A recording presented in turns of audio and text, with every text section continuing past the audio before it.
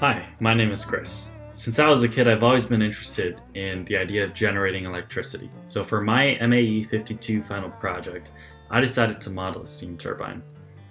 The entire project is of my own design. Most of my time was spent modeling the blades and the stators, with each set having their own unique dimensions. Finding those unique dimensions was very difficult and time consuming, and really a matter of trial and error. I really took advantage of tools like Loft, Circular Sketch and Feature Patterns, Splines, and the Split tool. When it came time to actually calculate the stress on my blades, even with the super alloy I used, I realized my blades would still fail.